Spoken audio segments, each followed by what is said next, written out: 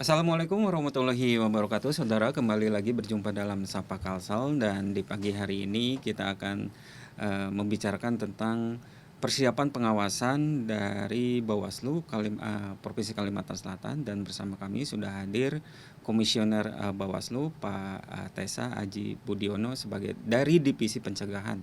Assalamualaikum Bapak. Ya, Waalaikumsalam warahmatullahi wabarakatuh. Sehat, Selamat Pak? pagi, Bang. Alhamdulillah sehat. Pagi juga Pak Tessa. Kalau kemarin kan sudah ini ya, pilpres, pileg gitu, seperti itu. Kemudian sekarang itu menghadapi juga untuk pilkada, demikian ya. Nah, eh, adakah peta-peta atau pola-pola pengawasan yang akan dilakukan untuk pilkada di tahun ini? Karena kan 13 kabupaten kota ditambah gubernur ya, Iya. seperti itu gitu. Silakan. Ya. Terima kasih, Bang. Yang pertama dulu bahwa saat ini memang untuk pemilu 2024 bisa kita katakan belum selesai sepenuhnya. Karena kan masih ada beberapa perkara di sidang PHP Mahkamah Konstitusi, terutama untuk pemilihan DPR RI masih ada. Satu untuk daerah pemilihan Kalsel 1 dan satu lagi untuk daerah pemilihan Kalsel 2. Artinya belum sepenuhnya pemilu 2024 telah selesai. Dan namun kita tidak bisa memungkiri bahwa tahapan pilkada juga sudah mulai gitu. Saat ini itu bisa dikatakan tahapan pilkada itu dimulai dari tanggal 26 Januari 2024. Walaupun ini masih dalam masa persiapan, tetapi sejatinya pilkada ini sudah bisa dikatakan telah dimulai. Dan saat ini baik itu di KPU maupun di Bawaslu sendiri, dari yang kita lihat tuh bahwa ini memasuki masa persiapan yang salah satunya itu adalah pembentukan penyelenggara pemilu ad hoc, baik di tingkat kecamatan maupun di kelurahan desa. Di KPU ada pembentukan kembali PPK dan PPS, dan di Bawaslu juga hal yang sama. Jadi kita ada pembentukan kembali untuk Panwaslu kecamatan dan Panwaslu kelurahan desa di seluruh kecamatan dan di seluruh kelurahan desa yang ada di Provinsi Kalimantan Selatan. Berarti beririsan juga ya, seperti itu. Ada penyelesaian kasus yang masih terus berlanjut di Mahkamah Konstitusi, kemudian juga ada persiapan yang dilakukan juga oleh Bawaslu. Iya, benar. Jadi tahapan pemilu masih ada, dan saat ini tahapan pilkada juga sudah dimulai. Jadi memang beririsan. Oleh karena itu bagi kami pengawas pemilu jelas ini memerlukan kerja ekstra, karena kedua-duanya kan tetap harus dilakukan pengawasan. Meskipun untuk pengawasan pemilihan gubernur, bupati, dan wali kota ini masih belum memasuki tahapan inti, tetapi tetap saja kita sudah melakukan persiapan-persiapan. Yang terdekat adalah nanti pada tanggal 5 Mei ya 2024 itu dimulai penyerahan berkas persyaratan dukungan bagi pasangan calon kepala daerah yang berkeinginan mencalonkan diri itu melalui jalur perseorangan. Atau istilahnya kan ada yang menyebutnya calon independen. Nah, itu juga menjadi konsentrasi pengawasan juga untuk ya jelas Bawaslu. kita kan akan melakukan pengawasan. Dan pengawasan penyerahan berkas serta nanti itu akan ada dilakukan verifikasi. Jadi pasti verifikasi administrasi, kemudian juga nanti akan ada dilakukan verifikasi faktual, artinya kebenaran data-data dukungan yang diajukan oleh bakal calon pasangan ke daerah-daerah di Provinsi Kalimantan Selatan. Dan verifikasi faktual yang dilakukan oleh KPU itu pasti akan melibatkan pengawas pemilu dalam mengawasinya. Dan kalau turun langsung ke lapangan, jelas kita memerlukan penyelenggara pemilu ad hoc di tingkat kecamatan. Oleh karena itu ini kejar-kejaran kita ini kan artinya waktu. Berarti panwasnya juga dari Bawaslu belum dibentuk atau belum dibuka? Nah, ini sudah dibuka nih. Jadi kan masih dalam proses pembentukan kembali lah dalam tanda kutip. Beberapa berarti yang sebelumnya yang legislatif dan pilpres itu udah dibubarkan untuk panwasnya. Kalau untuk yang pemilu 2024 kemarin itu kita lakukan evaluasi. Jadi kita evaluasi per kecamatan ini kan ada 3 orang. Jadi nanti 3 orang ini kita lakukan evaluasi dulu dari segi persyaratan personal, apakah yang bersangkutan ini masih memenuhi syarat Misalnya kan siapa tahu dalam perjalanan waktu ternyata ada yang menjadi anggota partai politik misalkan lah, berarti tidak memenuhi syarat lagi. Atau misalkan ada karena perjalanan waktu yang bersangkutan tiba-tiba lulus PNS atau lulus P3K, ASN ya. Atau misalkan lulus menjadi TNI dan Polri. Berarti itu kan akan kita evaluasi.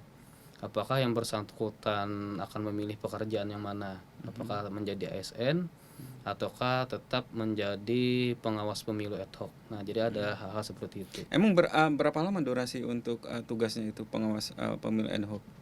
Kalau pengawas pemilu ad hoc ini kita menyesuaikan dengan tahapan ya. Tahapan Bang ya. Jadi paling lambat itu berhentinya adalah 2 bulan setelah seluruh tahapan penyelenggaraan entah itu pemilu atau pilkada berakhir. Anggaplah pemungutan suara itu bulan November ya, tanggal 27 November. Berarti paling tidak paling lambat itu Januari 2025 itu sudah berakhir lah itu. Berarti yang kemarin juga sudah berakhir dong kalau begitu untuk ad hoc panwasnya itu. Ya, sejatinya itu sudah bisa dikatakan berakhir, makanya kan Oh, sekarang udah masuk ke tahap evaluasi. Ya. Sekarang tahapan evaluasi sampai nanti tanggal 27 Mei ini. Sampai 27 Mei, bukan 27 April. 27 April itu Ini kan kita evaluasi. Oke. Setelah dievaluasi, misalkan yang bersangkutan masih memenuhi syarat, berarti kan tinggal diteruskan saja. Nah, maksudnya dilantik kembali, di SK-kan kembali sebagai pengawas pemilu kecamatan untuk pilkada. Tapi misalkan ada yang tidak memenuhi syarat, berarti kan ada yang kosong. Nah, untuk kecamatan-kecamatan tertentu yang ada panwaslu kecamatannya tidak memenuhi syarat, berarti di situ nanti akan diadakan pembentukan baru. Ada penerimaan anggota ada baru, penerimaan baru. Ya, ada pendaftaran baru. Jadi seperti itu. Itu ada syaratnya nggak untuk menjadi anggota panwas itu? Ada syaratnya. Jadi ada syaratnya yang jelas secara umum warga negara Indonesia itu pasti ya yang memiliki hak pilih. Kemudian usianya kan minimal 25 tahun. Tapi dalam kondisi tertentu bisa dikurangi menjadi 21 tahun. Tapi ada persyaratannya, ada kondisi-kondisi tertentu. Kemudian pendidikan minimal sekolah menengah atas atau sederajat. Nah, selanjutnya juga kan ada surat pernyataan, artinya bukan anggota partai politik paling lambat 5 tahun terakhir. Nah, bukan anggota partai politik.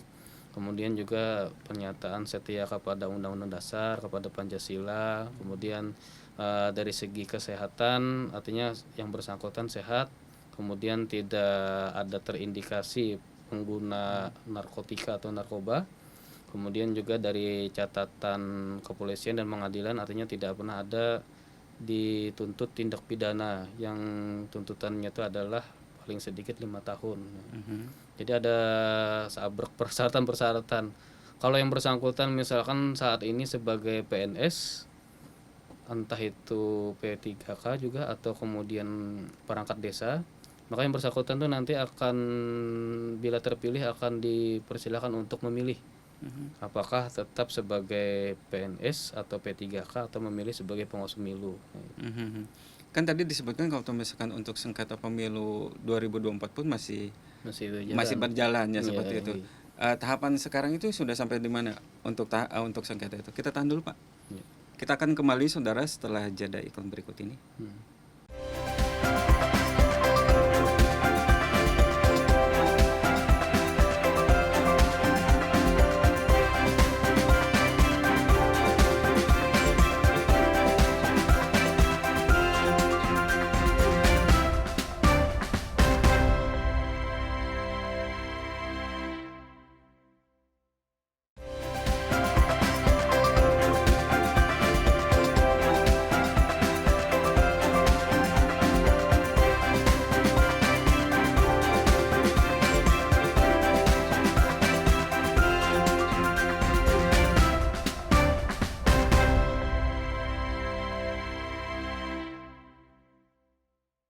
Baik, terima kasih saudara masih di Sapa Kalsel dan kita kembali lagi melanjutkan perbincangan di pagi hari ini. Pak, kalau tadi kan sudah disinggung nih sebelumnya itu bahwa sengketa pemilu pun masih ada gitu di MK ya, Mahkamah Konstitusi. Sementara untuk tahapan dari Bawaslu juga untuk persiapan pengawasan juga berlangsung juga gitu seperti itu. Nah, dari tahapan sejauh mana sih sekarang ini untuk tahapan yang disengketakan itu? Ya. Kalau untuk tahapan ini kan bergiliran nih. Jadi yang untuk PHP Pilpres kan baru saja selesai. Oke. Setelah selesai PHP Pilpres ini baru dimulainya tahapan PHP untuk pemilihan calon anggota dewan. Dan yang saya lihat di jadwal itu tanggal 29 April itu baru nanti pengesahan alat bukti. Jadi saat ini kan bisa dikatakan ini penyampaian permohonan si pemohon yang beberapa perkara, dan itu jelas nanti akan sesuai dengan jadwal yang ada di Mahkamah Konstitusi. Itu tidak menutup kemungkinan bisa sampai Berarti belum bulan disidang Mei. dong? Belum digelar sidangnya? Belum dimulai sidangnya. Oh, belum dimulai sidangnya. Tanggal 29 baru pengesahan alat bukti itu. Itu dapil berapa, Pak? Di daerah pemilihan Kalsel 1 ada satu perkara, di dapil Kalsel 2 juga ada satu perkara. Berarti ada 2 perkara. Ya, untuk DPR RI saja. Untuk DPR RI saja. Oke. Nah, itu bagaimana untuk membaginya antara yang satu untuk persiapan untuk sidang di sengketa seperti itu kan, Bawaslu menjadi saksi atau jadi apa di sana? Kalau Bawaslu itu posisinya sebagai pemberi keterangan. Pemberi keterangan. Oke. Jadi termohonnya itu kan KPU. Nah, pemohonnya dari pihak peserta pemilu. Betul. Jadi Bawaslu itu lebih kepada sebagai pemberi keterangan. Misalkan ada pemohon dan si termohon ini menyampaikan dalil-dalilnya atau alat-alat buktinya. Kemudian nanti majelis hakim di MK itu akan meminta keterangan lain. Nah, meminta keterangan lain itu ya dari Bawaslu. Oke. Berarti dalam persiapan juga untuk Ya, dalam persiapan pengumpulan data. Sudah dikumpulkan data. Sudah dikumpulkan. Berarti udah ready berarti Ya, seperti sudah siap itu. kita. Ya. Tinggal nunggu kontak dari Tinggal Jakarta. menunggu jadwalnya saja. Oh, nunggu jadwalnya. Oke. Nah, kemudian yang tadi ke persiapan untuk Panwas ya, seperti itu ya. Itu ad hoc-nya itu berapa orang, Pak? 3 orang ya? Kalau untuk Panwaslu kecamatan itu masing-masing 3 orang. 3 orang. Ditambah 8 nanti sekretariatnya. Oh, Jadi iya. 11 orang. Gitu. Di bawah Panwaslu kecamatan ada lagi Ada lagi nanti Panwaslu kelurahan desa. Itu masing-masing 1 orang. per satu kelurahan orang. atau desa. Dan itu pun direkrut lagi, Ya, itu akan dibentuk kembali. Gitu. dibentuk lagi. Dievaluasi dulu. Bila memenuhi syarat bisa lanjut. Tetapi apabila ada yang tidak memenuhi syarat kan berarti kosong. Ya, Nah, betul. di kelurahan desa yang kosong itu akan dilakukan pembentukan yang baru. Oke. Itu kalau di jumlah totalnya untuk satu provinsi itu berapa untuk Panwas di kecamatan dan di kelurahan atau desa itu? Nah, kalau itu ulun kada anulah datanya lah. Oh iya. Tapi secara tugasnya itu ketika dia sudah istilahnya setelah dia sudah disahkan untuk menjadi Panwas itu sudah mulai bekerja begitu. Ya, sudah mulai bekerja. Langsung sejak dilantik tuh langsung bekerja itu. Oh, dari mulai pelantikan langsung bekerja.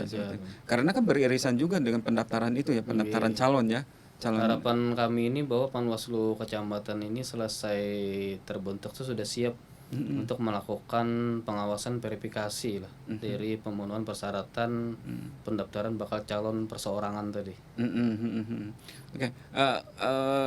Kalau dari temuan yang kemarin gitu dari Pilpres dan Pileg itu, apakah itu bisa menjadi sebuah rekomendasi untuk melakukan lagi istilahnya pengawasan di pola dengan pola yang sama begitu di pilkada? Pengalamannya maksudnya.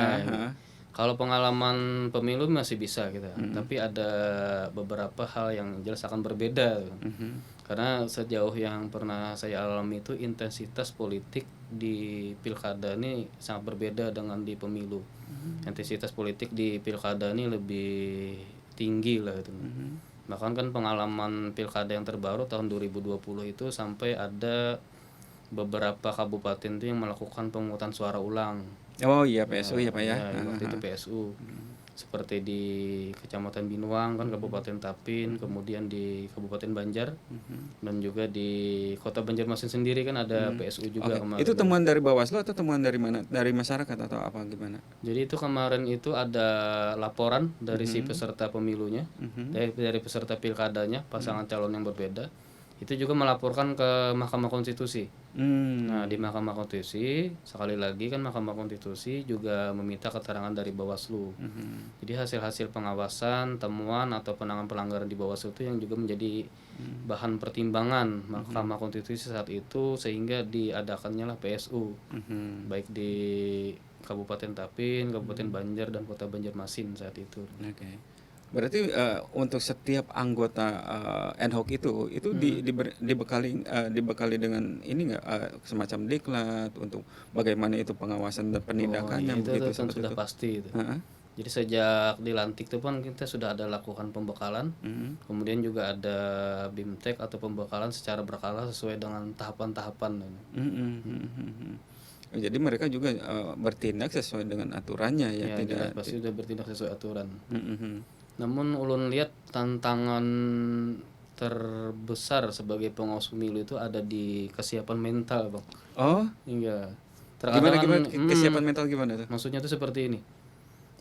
Kalau untuk pengetahuan sebagai pengawas pemilu, ulun pikir itu bisa dipelajari, bisa dipahami. Ya textbook gitu ya, Ya, seperti itu. bisa kita ikuti melalui berbagai pelatihan, bimbingan dan lain sebagainya.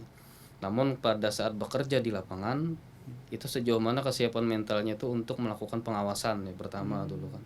Ini berani tidak melakukan pengawasan. Nah, apalagi misalkan saat pilkada yang diawasi ini bukan orang sembarangan gitu kan lah, pejabat atau orang-orang yang dinilai berpengaruh, berani tidak melakukan pengawasan. Kemudian ketika terjadi pelanggaran atau dugaan pelanggaran, berani tidak misalkan melakukan himbauan, berani tidak untuk melakukan teguran, apalagi misalkan melakukan penanganan pelanggaran. Kalau misalkan secara mental tidak siap, tidak kuat, salah-salah minder duluan. Nah, akhirnya pelanggaran-pelanggaran terbiarkan atau dibiarkan sajalah terjadi pelanggaran. Hal-hal seperti itu yang kalau saya pikir itu yang menjadi Ada pendidikan modal mentalnya penting. dari Bawaslu untuk menguatkan mereka gitu. Ada. Bisa Jadi kita tahan dulu, Pak. ya. Kita akan kembali saudara setelah jeda iklan berikut ini.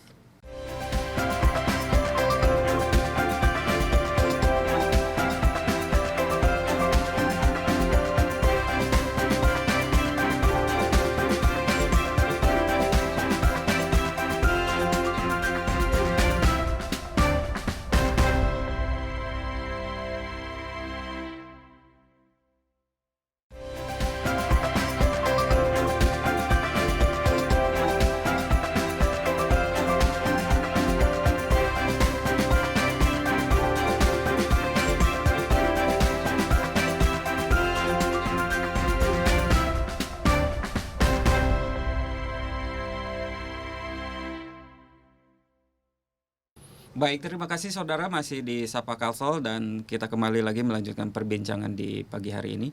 Pak, tadi kan emang harus siap mental untuk melakukan pengawasan ataupun penindakan ya, seperti itu.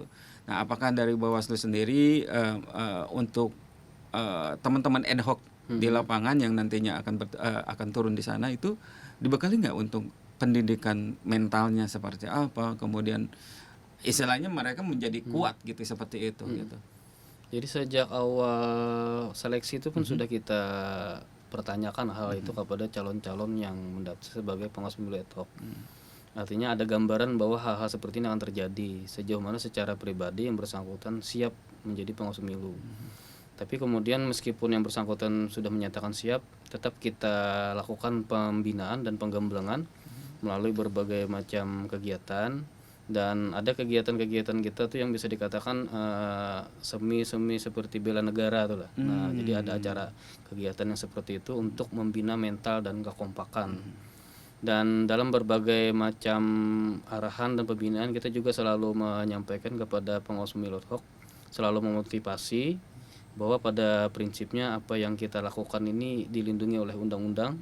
Dan kita ini diberi amanah untuk menegakkan keadilan pemilu.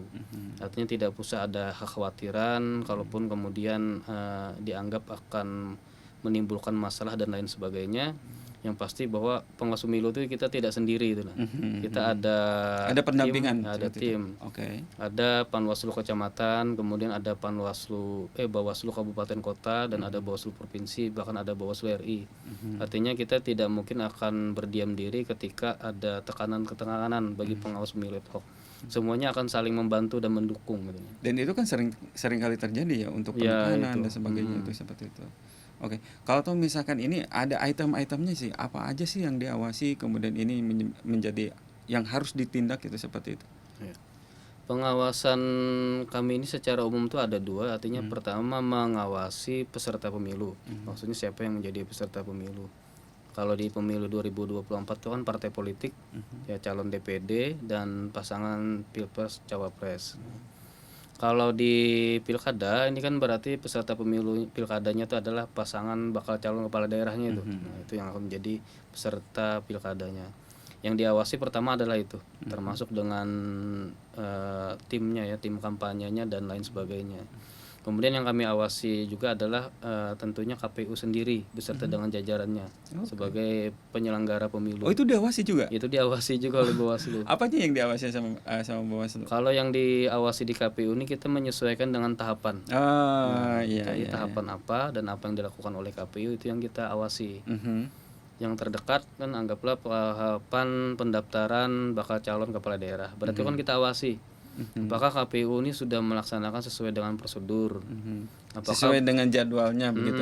Sesuai dengan prosedur. Apakah berkas-berkas persyaratan yang diserahkan ke KPU itu benar adanya? Nah, siapa tahu kan ternyata ada berkas fiktif tetapi diloloskan karena itu kan hal-hal saja, siapa tahu saja. Makanya pengawas pemilu yang melakukan pengawasan. Nanti kan ada untuk calon perseorangan itu kan harus ada berkas dukungan. Sejumlah berkas dukungan berupa KTP, fotokopi KTP dan surat dukungan. Itu kan harus di cross check ke lapangan. Jangan-jangan ternyata itu cuma berkas dukungan palsu, kan siapa tahu itu. Gitu. Ya, makanya harus berarti kan itu di KPU juga kan melakukan verifikasi faktual juga ya seperti itu. Akan melakukan verifikasi faktual. Dan di Panwas juga beriringan juga untuk melakukan pengawasan. Benar tidak turun ke lapangan. Nah, benar tidak melakukan pengawasan door to door ke orang-orang yang menyatakan dukungan. Nah, kan itu kan harus dilakukan. Ya anggap saja lah ini misalkan saja Bang ya. Misalkan ternyata tidak turun ke lapangan. Ternyata tidak pernah dilakukan verifikasi faktual, tidak pernah di cross check. Tapi semuanya dianggap sah misalkan. Nah, berarti ada pelanggaran administrasi dan itu yang dilakukan oleh pengawas pemilu pencegah hal-hal tersebut terjadi. Nah, kalau tuh misalkan itu terjadi, apa yang dilakukan oleh Bawaslu? Kita ada prosedurnya. Jadi kalau misalkan itu sebagai bentuk pelanggaran administrasi, berarti harus dibetulkan secara administrasi. Pada saat itu juga. Ya, pada saat itu. Jadi sebelum ada penetapan calon atau bagaimana? Sebelum ada penetapan berkas calon jadi harus ada dilakukan perbaikan administrasi. Anggaplah ternyata tidak ada turun ke lapangan, berarti Bawaslu merekomendasikan agar dilakukan verifikasi faktual turun ke lapangan. Anggaplah ada berkas yang kurang, ternyata diloloskan, berarti kan rekomendasi dari Bawaslu bahwa harus dilakukan administrasi kembali, berkas yang kurang harus dilengkapi dan harus dilakukan verifikasi. Nah, seperti itu. Berarti ada koordinasi langsung pada saat itu. Jadi tidak disimpan. Akhirnya ketika itu disimpan, ini akan menjadi bukti nih gitu kan seperti itu. Tidak. Jadi kan ya sama-sama kan penyelenggara ya. Iya, sama-sama. Sama-sama penyelenggara ya sama-sama juga untuk mensukseskan pemilu dan pilkadanya seperti itu ya. Oke. Kira-kira untuk daerah dari seluruh Provinsi Kalimantan Selatan, daerah yang rawan terjadi pelanggaran itu daerah mana? Jadi untuk Provinsi Kalimantan Selatan ini kalau boleh saya bilang ya, ini berdasarkan pengamatan para akademisi juga kan. Dari 13 kabupaten kota ini yang agak berbeda itu sebenarnya 2 kabupaten yang agak berbeda. Pertama itu Kabupaten Tapin dan Kabupaten Tanah Bumbu. Nah, itu agak berbeda. Mungkin karena pengaruh kultur daerah setempat lah yang berbeda dengan daerah-daerah lain di Provinsi Kalimantan Selatan. Artinya ada pengaruh-pengaruh dari orang-orang di daerah tersebut yang sehingga memerlukan kita perhatian lebih khusus. Perbedaannya di sana. Iya, dan karena perbedaan itulah yang membuat di daerah-daerah tersebut tuh harus dilakukan perhatian yang lebih kuat, pengawasan yang lebih kuat gitu nih. Kalau di Kabupaten Banjar juga ada ya, terutama di kecamatan-kecamatan yang arah daerah ya sebut saja seperti Sambung Makmur kan ya, Cintapuri Darussalam, itu kan daerah-daerah seperti itu memang harus ada pengawasan lebih gitu. Oke. Berarti tapi kan di sana juga kan ada Bawaslu kota kan? Ya, ada Panwasnya ada juga. Bawaslu kabupaten kotanya, ada Panwaslu kecamatannya. Berarti untuk koordinasi pun intens berarti untuk dua kabupaten itu sendiri. Ya, jadi memang harus ada diintensifkan di daerah-daerah yang kita nilai itu rawan gitu. Oke. Tapi di samping itu juga di daerah-daerah lain juga tidak istilahnya tidak diabaikan juga ya. Ya, pastinya tidak diabaikan itu. Tapi untuk konsentrasi pengawasan mungkin kedua kabupaten tadi. Ya, ada perlu diintensifkan gitu. Intensifkan seperti itu. Oke, ada 30 detik Pak untuk disampaikan kepada masyarakat mungkin hal yang penting dari Bawaslu untuk diketahui oleh masyarakat ataupun untuk nanti peserta pemilu, silakan. Kami dari pengawas pemilu kepada Bapak Ibu dan halayak publik pada saat ini bahwa saat ini kita sudah memasuki tahapan pemilihan kepala daerah, baik pemilihan gubernur, wali kota maupun bupati yang secara serentak di Indonesia dan Provinsi Kalimantan Selatan. Jadi ini bisa dikatakan yang pertama kalinya pemilihan gubernur serentak dengan bupati dan wali kota. Oleh karenanya intensitas politik jelas akan cukup tinggi dan kami dari pengawas pemilu juga akan melakukan pengawasan yang ekstra. Tetapi sekali lagi pengawas pemilu juga tidak mungkin melakukan pengawasan tanpa dukungan dari semua pihak, apalagi tanpa dukungan dari publik. Oleh karena itu kami mengajak kepada seluruh masyarakat untuk sama-sama mau dan berani mengawasi pengawasan pilkada ini. Dan ketika ada menemukan dugaan pelanggaran, tidak usah segan-segan melaporkannya kepada pengawas pemilu terdekat. Karena jajaran kami ada di Panwaslu Kecamatan dan juga Panwaslu Kelurahan Desa. Oke, baik, terima kasih Pak Haji. Terima kasih Bang Hidayat. Terima kasih. Demikian saudara, Sapa Kalsel di pagi hari ini, kita akan kembali di episode berikutnya. Sampai jumpa.